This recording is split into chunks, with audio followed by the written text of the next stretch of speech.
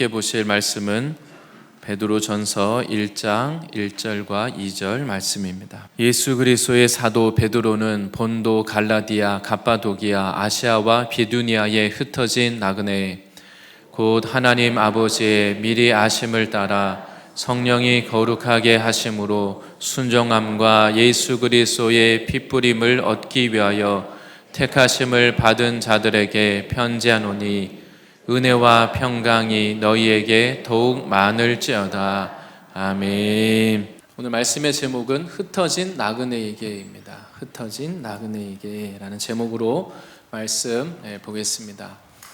오늘 베드로전서 1장 2절 말씀으로 나누게 되는데 이후에 기회가 될 때마다 계속 이어서 베드로전서 이 말씀을 좀 나누고자 합니다.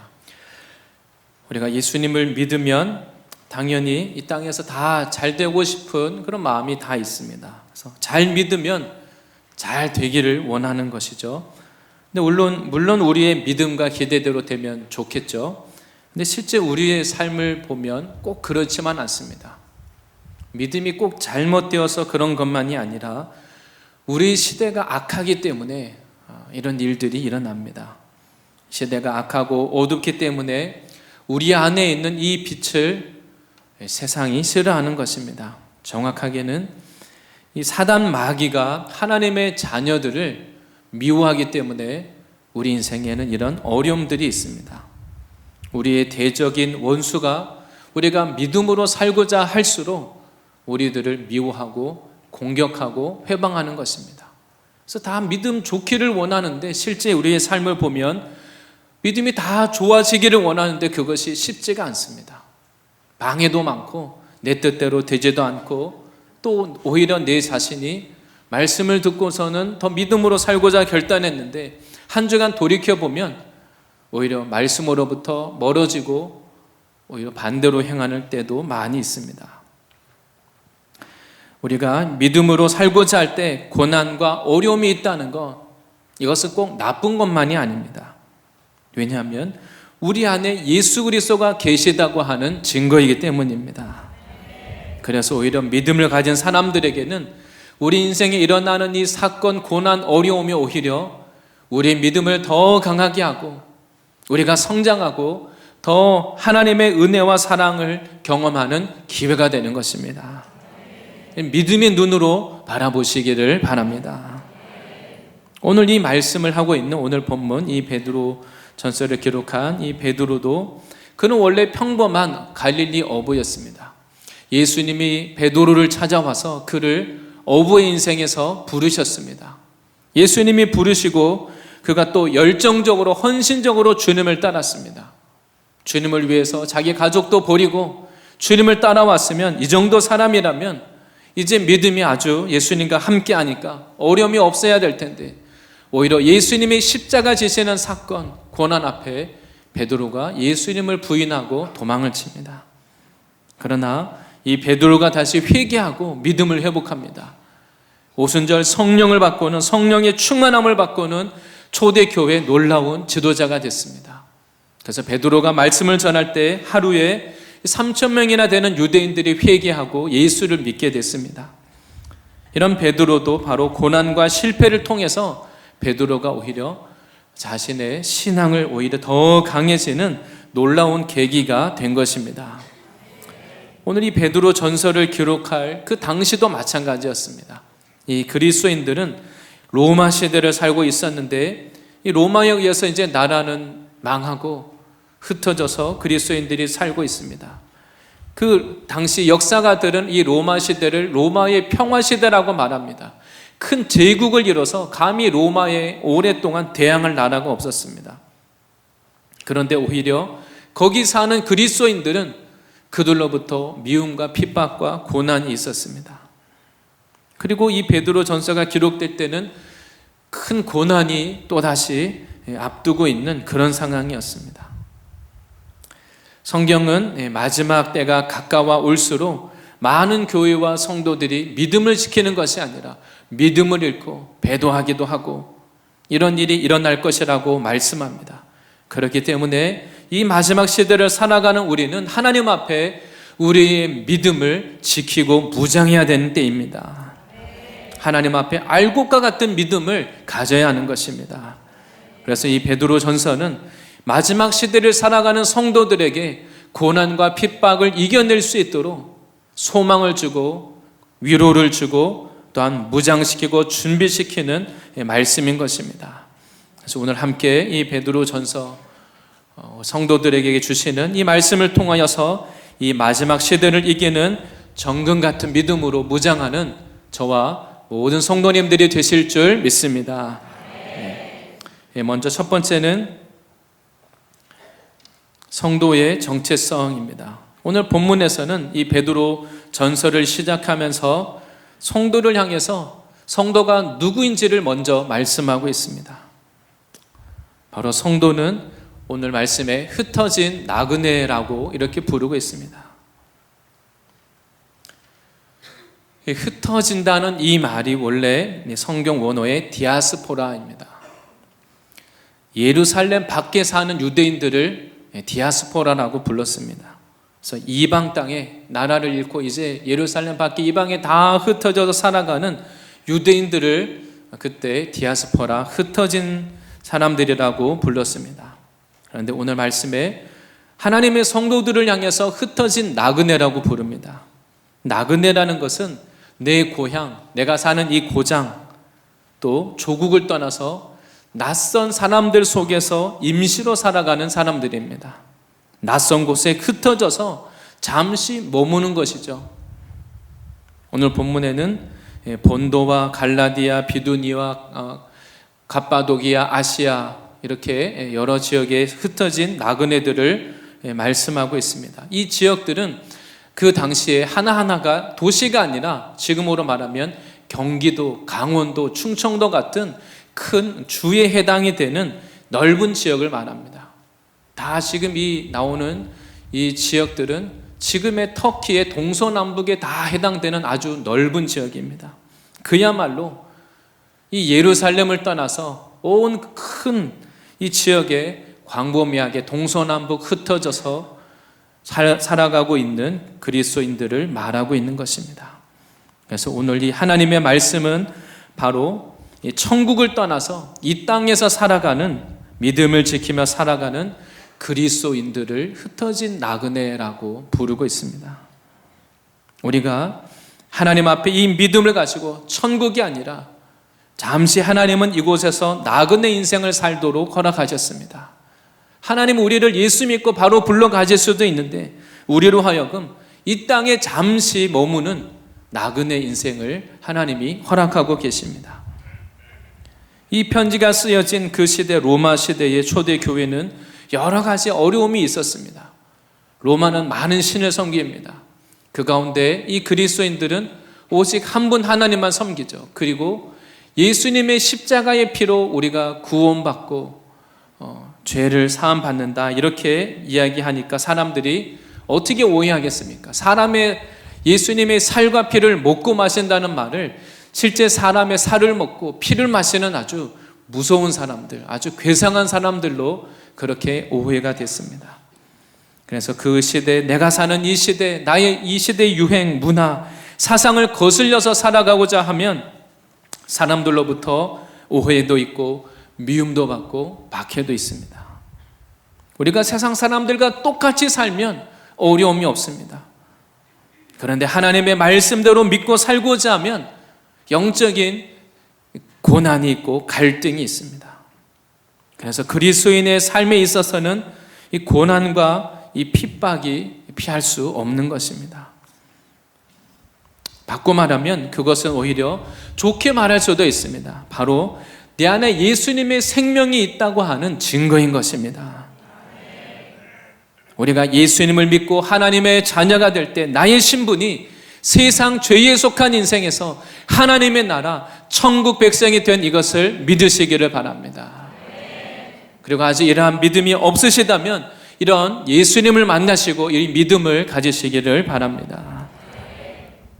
세상이 나를 예수 믿는 그 사람을 미워하고 핍박하는 것은 그 사람을 미워해서가 아닙니다. 바로 그 사람 안에 있는 예수의 생명을 미워하는 것입니다. 내가 예수님을 포기하고 세상의 방법으로 살아가면 세상이 다시 나를 환영할 겁니다. 그런데 만약 내가 예수님을 내 나름대로는 잘 믿는데 세상 사람들이 다 나를 좋아합니다. 아무도 나를 싫어하는 사람이 없습니다. 다 나에게 대해서 좋아하고 좋은 말만 해줍니다. 과연 그렇다면 과연 내 안에 예수님의 생명이 있는가? 내가 참 바른 믿음을 가지고 있는가? 우리가 지식적으로는 이 시대가 악하다고 말하지만 그런데 내가 과연 내 안에 예수의 생명이 있는가? 이것을 하나님 앞에서 돌아봐야 하는 것입니다. 오늘 말씀은 예수님을 믿는 것이 바로 이 세상 나그네로 살아가는 것으로 말씀하고 있습니다.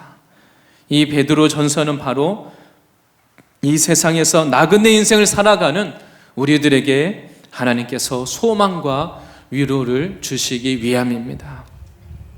믿음의 조상 아브라함이 대표적인 사람이죠. 아브라함의 삶이 어떻습니까? 하나님이 부르시니까 내 본토 친척 아버지 집을 떠났습니다. 그 시대에 누가 고향을 떠나겠습니까? 무슨 집안이 파산한다든지 정말 문제가 있다든지 전쟁이 나는 것 외에는 조상 대대로 내가 살고 있는 그냥 그 땅에 살아갑니다. 왜 타국에 멀리 이동을 하겠습니까? 그런데 아브라함은 하나님의 말씀 때문에 본토 친척 아버지 집을 떠납니다. 그리고 가나안 땅에 들어와서 사는데 그 가나안의 문화와 동화되지도 않고 평생 그는 이제 남은 인생을 외국인으로 사는 겁니다. 낯선 사람으로, 이방인으로 살아가는 것이죠. 그 가나안의 문화, 가나안의 전통, 세상에 흡수되지 않고 그가 하나님 앞에 부름받은 천국 백성으로서 나의 말씀의 법과 하나님이 주신 이 생명을 가지고 지키며 살아가는 것입니다. 우리가 주님 앞에 섰을 때, 이 세상의 모든 삶을 마치고 주님 앞에 섰을 때 우리가 세상에 흡수되지 않고 세상과 동화되지 않고 하나님의 거룩한 백성으로 주님 앞에 서야 할 줄로 믿습니다. 그리고 또한 그리스도인의 삶을 오늘 또한 나그네의 삶이라고 이렇게 말씀하고 있는데, 나그네의 삶이 어떤 삶인지를 좀 생각해 보기를 원합니다. 나그네는 낯선 땅에서 그곳에 흡수되지 않고 이방인으로 살아가니까 고난이 따릅니다. 나그네는 그곳에 정착하는 사람이 아닙니다. 잠시 있다가 떠날 사람이기 때문에 나그네는 그곳에 있으면서 불편한 것을 참습니다. 고난의 삶을, 나그네의 삶은 곧 고난의 삶이라고 할 수 있습니다. 여기에 정착하기 위해서 모든 필요한 것을 다 취하면 나그네가 아닙니다. 나그네의 삶이라는 것은 여기에 정착하지 않고 안주하지 않고 스스로 고난을 감수하는 겁니다. 이 베드로 전서 전체에 보니까 고난이라는 단어가 15번 나옵니다. 마지막 시대 믿음을 지키며 살아가는 성도에 대해서 말씀하고 있는데, 이 베드로 전서 전체에는 고난에 대해서 말합니다. 우리가 악한 이 시대에 정말 주님 앞에 믿음을 지키며 살아가고자 한다면 우리의 삶에 고난이 있는 이것을 두려워하면 안 되는 것입니다. 나그네의 삶이라고 표현한다면 고난을 피할 수 없는 것이죠. 그래서 이 고난이라는 것은 바로 육체적으로, 그리고 우리 생각과 감정적으로 실제로 고통과 아픔이 있는 겁니다. 이론이 아닙니다. 예수님을 믿으면서 믿음을 지키기 위해서 기꺼이 내가 어쩔 수 없는 것이 아니라 믿음을 위해서 여기에 내가 안주하지 않고 기꺼이 내가 고난, 어려움, 불편함을 내가 자처하는 것입니다. 예수님을 믿어도 고난이 없이 다 잘 되기를 원한다면 그것이 좋은 믿음이 아닙니다. 성경에 그렇게 말씀하지 않습니다. 우리가 만약 내게 모든 어려움을 다 해결해 달라고만 기도하지만 근데 실제 우리의 삶은 그렇지 않습니다. 디모데후서 3장 12절에 이렇게 말씀합니다. 디모데후서도 마지막 시대를 살아가는 그리스도인에게 주시는 말씀입니다. 디모데후서 3장 12절에 이렇게 말씀합니다. 무릇 그리스도 예수 안에서 경건하게 살고자 하는 자는 박해를 받으리라. 아멘. 네. 아멘이 되십니까? 네. 그리스도 예수 안에 거하면서 경건하게 살고자 하면 박해가 있다는 겁니다. 우리가 하나님 앞에 믿음을 지키고 믿음의 훈련을 받고자 하면 어려움이 있습니다.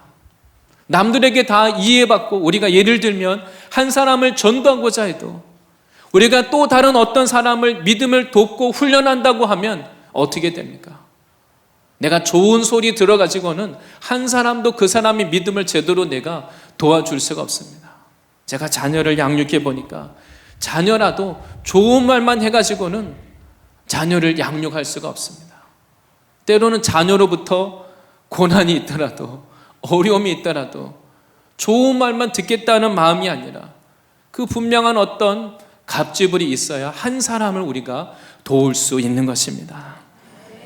그래서 성경은 바로 이 마지막 시대를 살아가는 우리들에게 경건하게 살고자 하면 박해 고난이 있다고 이렇게 말씀하고 있습니다. 이것을 그냥 우리가 받아들이면 아무런 우리의 삶에 문제가 없는 것입니다. 우리가 악한 시대를 살고 있으면서 세상에서는 환영받고 인정받고 고난이 없기를 원한다면 이게 모순입니다. 좋은 믿음은 원하는데 고난은 원하지 않고 더 편하기를 원한다면 실제로는 반대로 갑니다. 좋은 믿음이 아니라 점점 하나님으로부터 멀어져서 믿음을 잃고 내 영혼이 잠들고 내 안에 죄의 세력이 다시 살아나고 첫사랑을 잃어버리고 세상에 끌려가는 것입니다. 고난당하는 삶은 한마디로 십자가가 있는 삶입니다. 믿음의 삶에는 십자가가 있습니다. 중요한 것은 이 나그네는 고난을 피하는 사람이 아니라 십자가를 부끄러워하지 않고 기꺼이 주님과 함께 십자가 지는 삶, 고난을 받는 사람입니다. 이것이 어떻게 우리 실제 삶의 시작이 됩니까? 이것을 감당하고자 하면 내 안에 있는 이 육체의 소유과 먼저 싸워야 됩니다. 우리의 육체는 어떻습니까? 점점 더 편한 것을 원합니다. 예를 들면 맛있고 좋은 음식을 먹어보면 어떻습니까? 맛있고 좋은 음식을 한 번, 두 번 계속 먹다가 보면 나도 모르는 사이에 이 입맛이 이제 고급이 됩니다. 옛날에 먹던 거 이제 어렸을 때 예전에 맛있게 먹었는데 좋은 거 먹고 나면 못 먹습니다. 참 사람 마음이 그렇게 간사합니다. 우리가 한번 좋은 물건 써보면 어떻습니까? 좋은 물건을 써보고 나면 그 이전에 썼던 다른 거 이제 못 씁니다. 더 좋은 물건을 찾게 됩니다.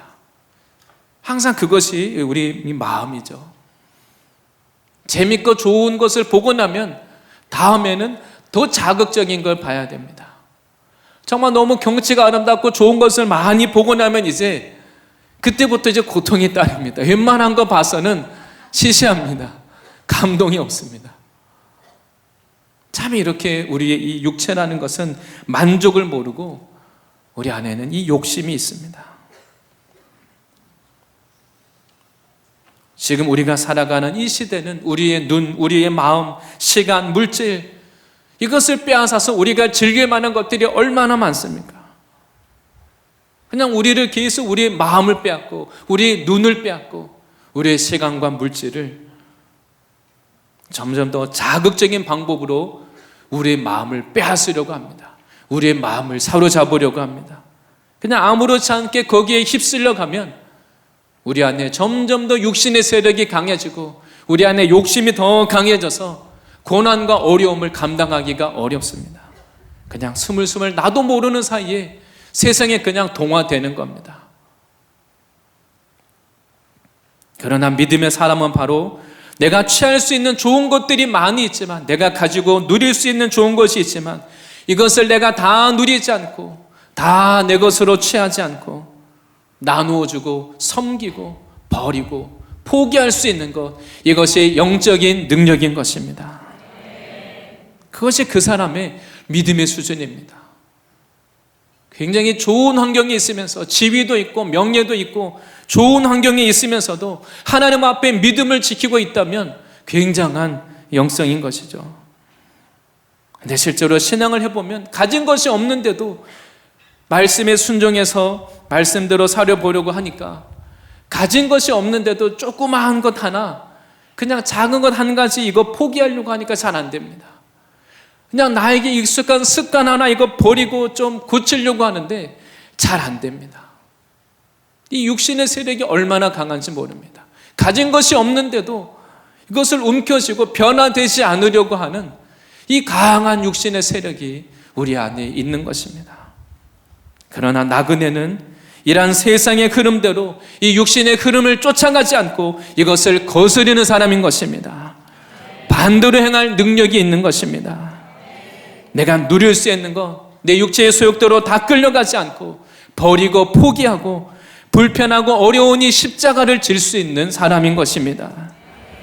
나그네는 지금 있는 곳에 잠시 있다가 떠날 것이기 때문에 기꺼이 불편한 거 감당할 수 있습니다. 요즘에 문화 중에 하나가 어떤 아웃도어, 야외에 나가서 뭔가 하는 거를 무슨 캠핑이나 이런 걸 굉장히 좋아합니다. 그냥 워낙 도시적인 삶에 익숙하다 보니까 불편한 것을 오히려 좀 좋아하는, 즐기는 시대가 됐습니다. 근데 잠시 잠깐이니까 그것이 오히려 재밌게 느껴지는 것이죠. 하나님은 우리들에게 동일하게 말씀합니다. 우리는 이 땅에 잠시 잠깐 나그네로 살고 있기 때문에 이 땅에 있는 잠시 잠깐 이 세상에서 잠깐 고난을 우리가 통과하면 하나님께서 영원한 생명과 영원한 것으로 갚아주시겠다고 말씀합니다. 이 땅에 있는 좋은 것들은 잠시 있다가 그냥 없어집니다. 그런데 천국은 이 땅에 있는 그 좋은 것들은 천국의 그냥 모조품입니다. 이 땅에 있는 좋은 것은 잠깐 맛보고 재미있으면 그냥 끝납니다. 재미가 없어집니다. 그런데 우리가 바라보는 그 천국은 그 기쁨이 영원하고 우리 인생에 하나님이 주시는 그 즐거움이 가득한 잔치하는 곳이 바로 천국인 것입니다. 우리가 정말 그것을 믿는다면 지금 있는 잠시 잠깐 이 불편하고 고난도 이겨낼 수 있는 것입니다. 오늘 본문에서 말하고 있는 이 지역들, 본도, 갈라디아, 갑바도기아, 이 여러 지역들을 말하고 있는데 이 지역들은 지금 현재 터키에 있는 동서남북에 해당되는 이 아주 광범위한 지역입니다. 그런데 본문에서 말하고 있는 곳 중에 이 갑바도기아에 지금도 가면 거기에 국제문화유산으로 지정된 그 지하도시가 있습니다. 데렌구유라고 하는 지하도시가 있습니다.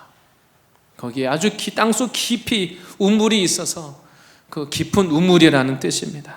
그런데 이 지하도시가 얼마나 그 깊은지, 얼마나 큰지 약 2만 명에서 3만 명, 어떤 사람들은 5만 명까지도 들어갈 수 있겠다고 말합니다.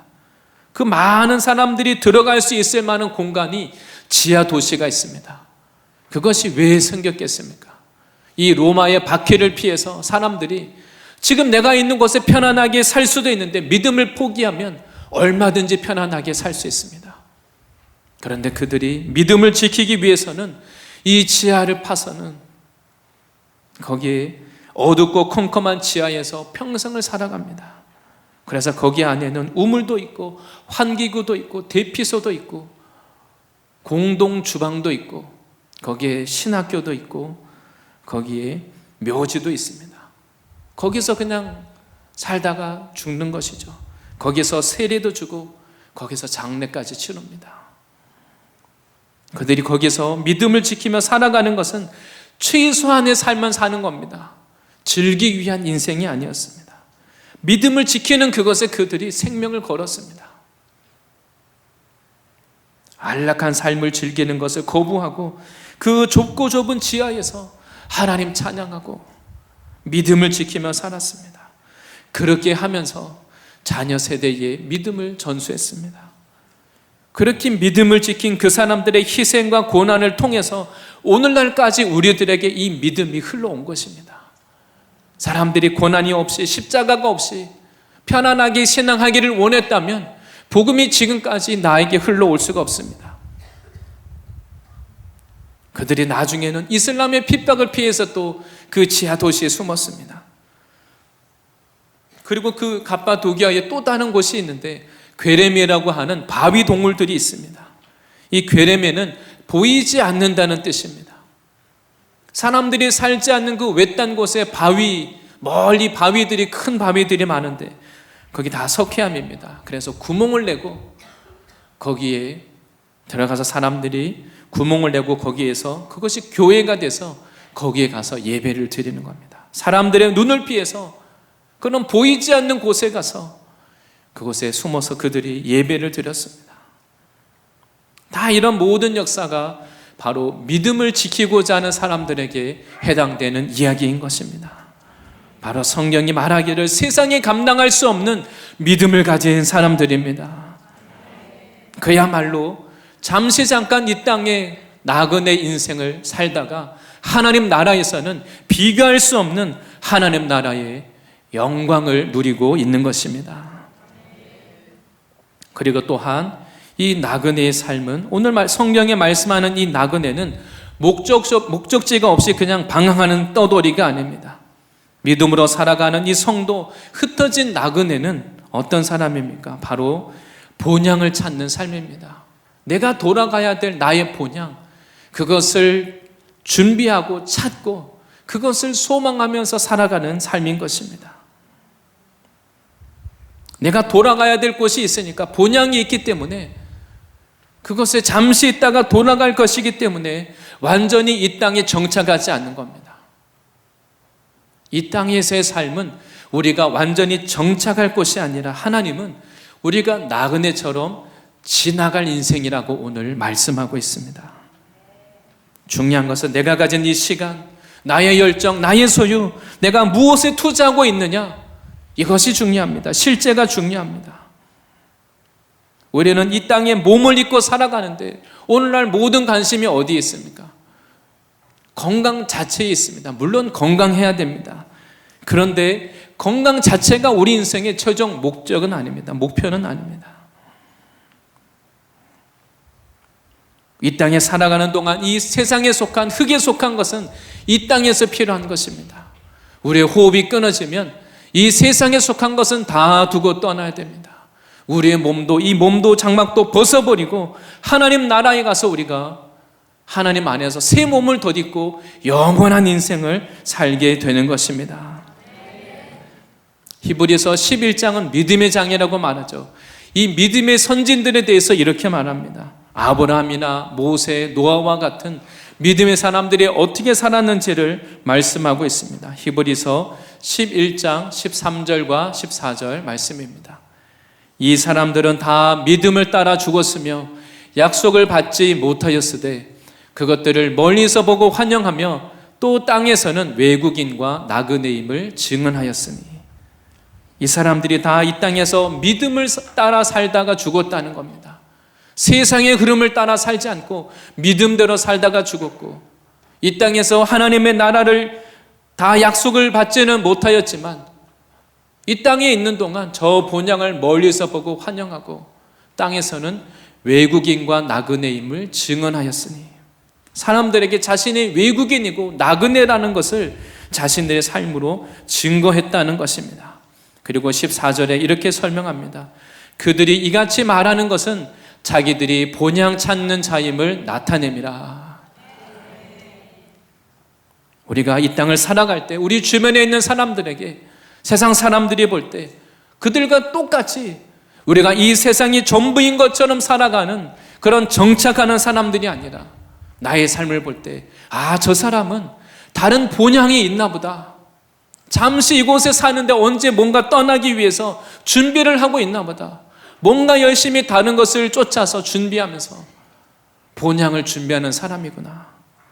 우리의 삶이 이것을 증거해야 될 줄로 믿습니다. 중요한 것은 같은 예수를 믿고 같은 신앙을 한다고 하지만 내 삶의 목적과 방향이 어디에 있는지 우리가 이것을 분명히 해야 될 것입니다. 우리가 때로 신앙을 하다가 보면 나도 모르는 사이에 우리 자신이 안주하게 됩니다. 이 땅에서 사람들에게 인정받고 사람들에게 보여지는 것, 거기에 우리가 너무 많은 그 관심과 에너지를 쏟습니다. 지난 주일 말씀, 위의 것을 바라보라는, 위의 것을 찾으라는 말씀을 듣고 또 이번 주 말씀을 준비하면서 좀 제 자신을 하나님 앞에 돌아보게 됐습니다. 제가 모태신앙인데 처음 예수님을 뜨겁게 만난 것은 중학교 3학년 때였습니다. 근데 혼자 예수님 만나고 나서 혼자 신앙을 지키는 것은 참 힘들고 어려웠습니다. 근데 기쁨의 교회에 제가 와서 청년 때 예수님을 깊이 새롭게 만난 것이 있는데, 이렇게 여름 수련회 가서 예수님을 뜨겁게 만나면서 그때 하나님이 저에게 회개하게 하신 것이 있습니다. 다른 것이 아니라 저의 종교성에 관한 것, 종교적인 죄에 대한 것이었습니다. 저는 어려서부터 교회 안에서 자라났습니다. 항상 교회 안에서 인정받고 착하고 성실한 그런 사람이었습니다. 주일 빠져본 적도 없고, 그리고 고등학교 때는 친구들과 함께 기도 모임도 하고 전도 모임도 만들어서 같이 매주 전도하고, 주일학교 교사도 고등학교 때부터 열심히 섬겼습니다. 열심히 사람들에게 인정받기 위해서 열심히 하고 말씀도 듣고 다 하는데, 하나님이 수련회 가운데서 깨닫게 하신 것은 사람에게 보이기 위해서 너무 열심히 하고 있는 저의 종교적인 죄를 보여주셨습니다. 그리고 하나님의 말씀을 들어도 나에게 적용해서 깨닫는 은혜는 없고, 그 말씀을 깨닫고 순종할 능력은 없고, 죄를 이길 능력은 없고, 말씀을 남에게 적용해서 남에게 가르쳐야 될 말씀으로 듣고, 말씀을 다 지식으로 듣고 생명이 없는 저의 모습을 보여주셨습니다. 하나님 앞에 하나님이 받으실 수 없는 더러운 그 누더기를 입고 하나님 앞에 서 있는 저의 모습을 보여주셨습니다. 제가 그 수련회 때 기도 시간에 하나님 앞에 그냥 가만히 그냥 고개를 들고 있을 수가 없었습니다. 정말 너무 부끄러워가지고 어쩔 줄을 몰라서 통곡하며 기도하는데, 마음이 너무 가난해져서 저절로 그냥 얼굴을 이 바닥에, 마룻바닥에다가 얼굴을 대고 기도하는데, 마룻바닥에 얼굴을 대는 정도로는 제 마음이 표현할 수가 없습니다. 하나님이 저의 영혼을 데리고 저 지하로, 저 지하 깊은 곳으로, 저 땅속으로 저를 끌고 내려가는 것이 느껴집니다. 하나님이 그동안 교만해지고 높아져 있던 저의 마음을 끌고 저 바닥 지하 깊은 곳까지 하나님이 저의 마음을 깨뜨리시고 낮추시는 것을 느꼈습니다. 하나님을 위해서 신앙한다고 말하면서 사람에게 보이기 위해서 사람 앞에 하고 있는 종교적인 저의 죄들을 깨닫게 됐습니다.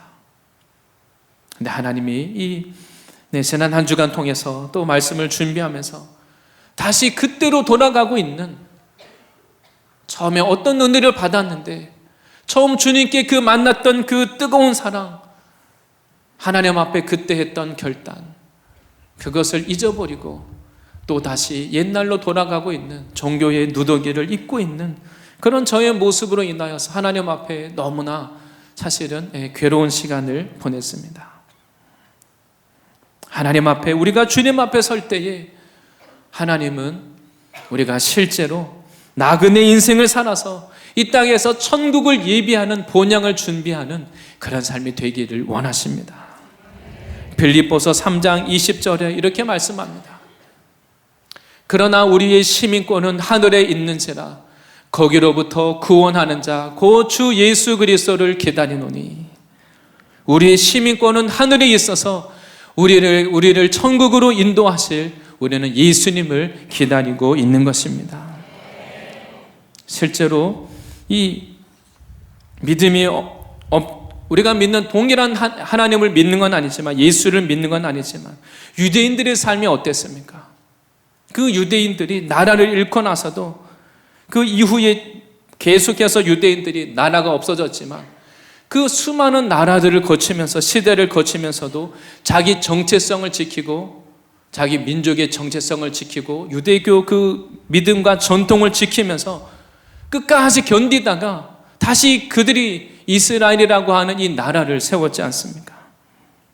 그들이 그냥 역사적으로 실제로 고난을 당하면서도, 끔찍한 고난을 당하면서도 그들이 자기 정체성을 지키고 자기들의 그 유대교 전통과 믿음을 지켰던 것입니다. 오늘 하나님이 우리들에게 말씀하고 있습니다. 우리들은 이 세상을 살아가지만 이 세상에 속한 자가 아니요 하나님의 나라, 우리는 본향을 준비하는 자라고 말씀하고 있습니다. 하나님이 우리를 언제든지 부르시면 주님께 나갈 수 있도록 우리가 하나님 앞에 준비하고 깨어 있어야 하는 것입니다. 이스라엘 백성의 삶도 그것을 보여줍니다. 출애굽을 해서 가나안 땅에 들어가기까지 그들이 잠시 광야를 거칩니다. 그냥 가나안 땅에 들어가기 위해서 과정인 것뿐입니다. 하나님이 때로 우리가 이 가나안 땅, 하나님의 약속의 땅, 본향에 들어가기까지 잠시 잠깐 우리들에게 고난도 있는 것이죠. 그러나 우리가 이 땅에서 당하는 이 고난은 하나님 나라 본향에 갔을 때 칭찬이 되고 상급이 되고 영광이 되는 것입니다. 그래서 우리가 예수님을 위해서 고난이 있고 십자가를 지고 갑집을 할 때 하나님이 그것을 귀히 보시고 하나님이 갚아주실 것도 믿으시기를 바랍니다. 바로 하나님은 이 목적지에 가기까지, 본향에 가기까지 우리 안에 있는 불순물을 제거하시고 우리에게 정금 같은 믿음을 가질 수 있도록 우리를 연단하고 계시는 것입니다. 그 두 번째는 이러한 성도를 향하신, 우리를 부르신 하나님의 구원 사역입니다.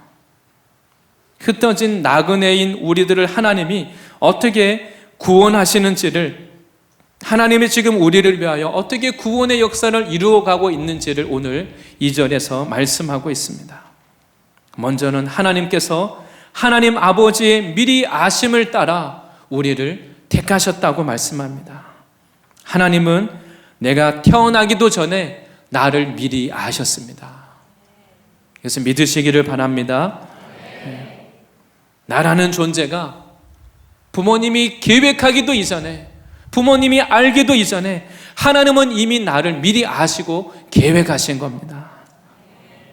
나라는 존재가 어머니 뱃속에서 형질이 만들어지기도 전에 하나님은 나를 이미 아시고 계획하시고 나에게 소망을 두시고 우리들을 보내신 것입니다. 그리고 하나님 말씀은 나를 하나님의 자녀로, 하나님의 백성으로 택하셨다고 이렇게 또한 말씀하고 있습니다. 우리가 이 땅에 나그네 인생을 살아가는 동안 참 세상에 살아가는 우리의 길이 참 외롭고 좁은 길로 그렇게 느껴집니다. 남들이 다 가는 길, 넓은 길로 가지 않고 믿음의 길은 좁은 길을 가는 겁니다. 그런데 우리 혼자 가는 길이 아닙니다. 하나님이 나를 알고 계십니다. 시편 103편 14절에는 이렇게 말씀합니다.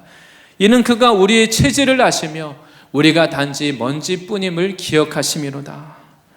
하나님, 우리가 얼마나 연약한지도 다 알고 계십니다.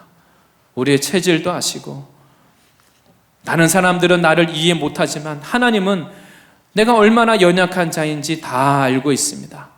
그래서 우리가 주님 앞에 내가 강한 척하고 지혜로운 척하고 우리가 낮아지기를 싫어하지만 하나님 앞에서는 우리가 그럴 필요가 없습니다.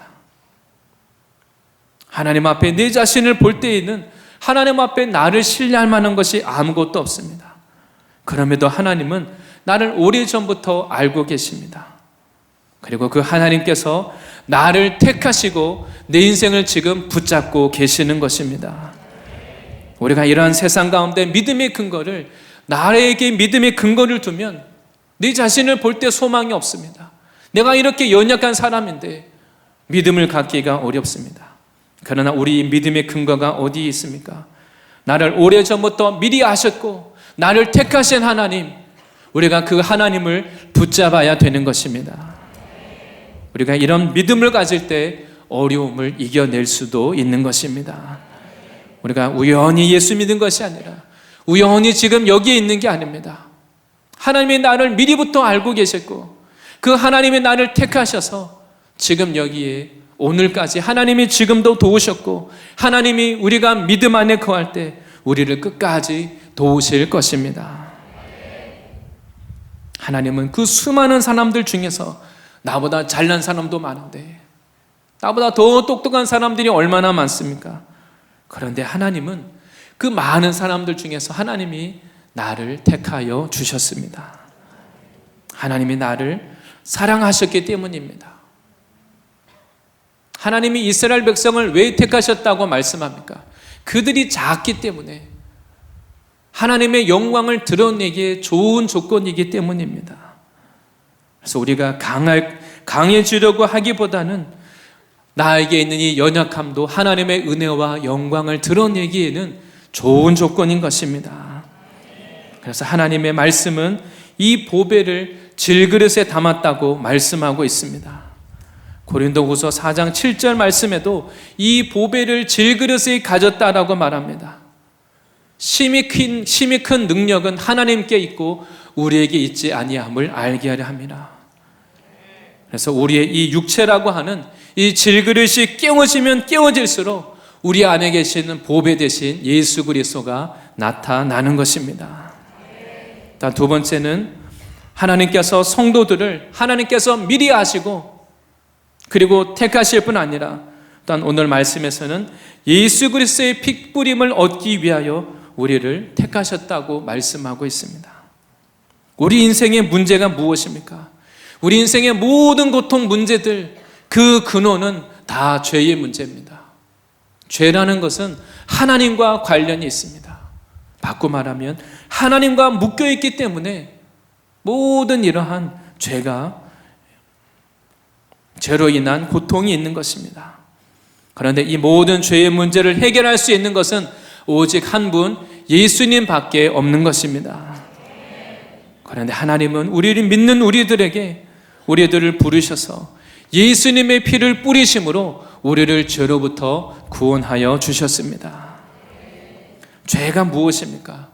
다 하나님과의 관계와 관련된 것입니다. 하나님이 하지 말라는 것을 하는 것, 그리고 하나님이 하라고 하시는 것을 하지 않는 이것이 다 죄인 것입니다. 이것이 왜 죄냐? 이것이 왜 양심의 걸림이 되고 나쁜 것이기 이전에 하나님의 말씀에 근거해서 하나님의 말씀을 어긴 것이기 때문에 죄가 되는 것입니다. 예를 들면 누구나 다 알고 있는 거, 살인하지 말라. 왜 죄가 됩니까? 아니, 동물은 죽여도 되는데 왜 사람은 죽이면 안 됩니까? 하나님이 말씀에 하나님의 형상으로 지어진 사람을 살인하지 말라고 말씀하셨으니까 이것이 죄가 되는 것입니다. 모든 것이 다 마찬가지입니다. 아니, 이 시대 윤리 도덕으로 보면 괜찮은데 이것이 왜 죄입니까? 따질 필요가 없습니다.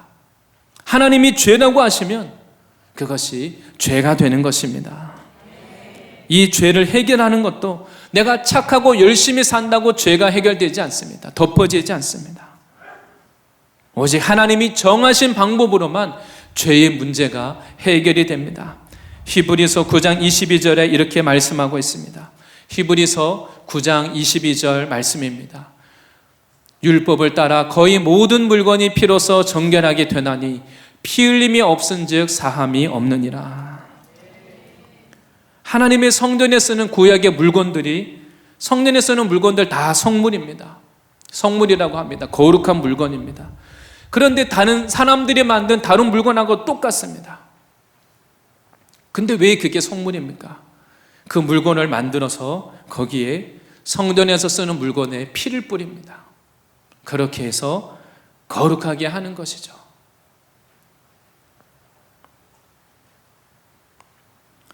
하나님은 우리를 죄로부터 씻으시기 위하여서 피 흘림이 없은즉 사함이 없다고 말씀하셨습니다.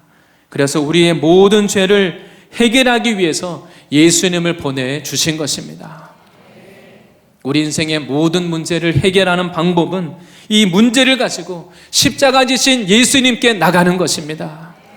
우리 인생에 어떤 문제를 할지라도 예수님께 나와서 예수님을 만날 때, 예수님이 주시는 그 죄사함의 은혜를 경험할 때 우리의 모든 인생의 결박이 풀어지는 것입니다. 그리고 우리가 과거에도 이 예수님을 만나고 은혜를 받았다 할지라도 죄로 인하여서 다시 하나님과 묶여있는 모든 상황에 무엇이 필요합니까? 다시 우리가 예수님께 나가서 예수님이 우리들에게 피를 뿌려주시기까지 주님의 나를 그 십자가의 피로 씻어주시도록 그 믿음을 가지고 주님께 나가서 예수님을 만나야 하는 것입니다. 그냥 나 혼자서 그냥 지식과 이론으로 예수님이 십자가 지셨으니까 용서해 주시겠지, 그것이 아니라 예수님이 나에게 그 피를 뿌려주셔야 하는 것입니다. 예수님이 나에게 오셔서 나의 그 무거운 죄의 짐을 주님이 십자가의 보혈로 씻어주시고 우리 이 눌린 마음을 주님이 자유케 하시고 결박을 끊으시고 우리를 깨끗게 하시는 이 예수님을 만나는 것이 성도에게 있어서는, 성도의 우리 믿음에 있어서는 가장 중요한 이 본질 중에 하나인 것입니다. 예수님은 그 십자가의 피로 그 피값을 지불하셔서 우리를 값을 지불하고 우리를 사셨습니다. 그래서 예수님의 피는 죄의 종이 된 우리를 사서 하나님께 드리신 겁니다. 그래서 우리가 하나님의 소유된 백성이 된 것입니다. 그리고 그 피로 우리를 깨끗하게 씻어서 주님 오시는 그날까지 우리를 주님의 거룩한 신부로 우리를 준비시켜 가는 것입니다. 히브리서 10장 22절에 이렇게 말씀하고 있습니다. 믿음을 가진 우리들에게 이렇게 말씀하고 있습니다. 우리가 마음의 뿌림을 받아 악한 양심으로부터 벗어나고 죄를 지으면 어떻게 됩니까? 우리의 양심이 굳어집니다. 죄가 죄인 줄 모르고 그냥 이제는 덤덤합니다. 우리의 마음에 이 핏뿌림을 받아서 죄사함을 받을 때 악한 양심이 회복이 됩니다. 몸은 맑은 물로 씻음을 받았으니 참 마음과 온전한 믿음으로 하나님께 나아가자. 이런 우리가 십자가 앞에 나가서 예수님을 만날 때 양심이 살아나고 하나님이 무엇을 좋아하시고 하나님이 무엇을 싫어하시는지 그것이 깨달아집니다. 죄인 줄도 몰랐는데 하나님이 무엇을 기뻐하시는지 아주 그 우리의 양심이 살아납니다. 그리고 온전한 믿음을 갖게 됩니다. 예수 그리스도의 그 십자가를 경험할 때 우리 안에 이 믿음이 온전해집니다. 믿음이 들어오고 어린아이와 같은 믿음이 들어오고 처음 우리가 예수님 믿었을 때 이런 온전한 믿음이 있었는데 지식과 이론은 더 많아졌지만 죄로 인하여 우리의 이 믿음이 흐려진 것입니다. 이제 우리가 주님 앞에 나갈 때에 이 마지막 시대에 오직 예수님의 이 죄사함을 다시 회복하고 예수님의 피로 씻음받고 주님 앞에 참 마음과 온전한 이 믿음으로 하나님께 나아가야 될 줄 믿습니다. 그리고 또한 세 번째는 성령이 우리를 거룩하게 하신다고 말씀합니다. 성령이 거룩하게 하심으로 순종함과 이렇게 말씀합니다. 성령은 우리를 거룩하게 하시고 우리에게 순종할 수 있는 능력을 주십니다. 거룩이라는 것은 구별되는 겁니다. 성별되는 것입니다. 따로 떼어놓는 겁니다. 앞에 예수님이 우리를 십자가의 피로 값주고 사셨습니다. 값주고 사셔서 하나님의 소유로 우리를 삼아 주셨습니다. 예수님 왜 그렇게 하셨습니까? 이제 우리를 하나님께 드려서 이제 우리는 하나님의 것입니다. 하나님이 쓰실 수 있도록 하나님 앞에 구별된 인생인 것입니다. 우리가 내 인생은 예수님을 믿고 나서 우리가 오늘날 이 시대의 자유를 강조하면서 어떻게 생각합니까? 하나님이 나에게 주신 이 자유를 가지고 나를 위해서 내가 원하는 대로 살아가는 그 자유를 주장합니다. 그러나 영적으로 예수님은 우리를 핏값을 주고 사셔서 우리를 하나님의 소유가 되게 하셨습니다. 하나님이 나를 쓰시기 위하여서 우리를 핏값으로 주고 하나님의 소유가 되게 하신 것입니다. 이것이 우리에게 주신 하나님의 복인 것을 믿으시기 바랍니다. 그리고 하나님은 우리를 하나님의 거룩하게 구별하셔서 우리가 하나님께 순종함으로 천국의 상급을 쌓고 하나님 앞에 열매를 맺게 하시는 겁니다. 우리가 예수님 믿고 하나님의 자녀가 된다는 것은 나의 죄를 깨닫고 회개함으로 하나님이 우리를 거룩하게 하시는 것이죠. 그런데 우리가 이 악한 세상에서 거룩하게 살고자 하니까 핍박이 있습니다. 고난이 있습니다. 그렇다 할지라도 하나님은 고난 가운데 오늘 우리가 하나님 앞에 순종함으로 열매 맺기를 원하십니다. 그렇게 할 때 이 모든 우리의 순종하는 것을 통하여서 하나님 나라에 갔을 때 그것이 상급이 되고 영광이 되기 때문입니다.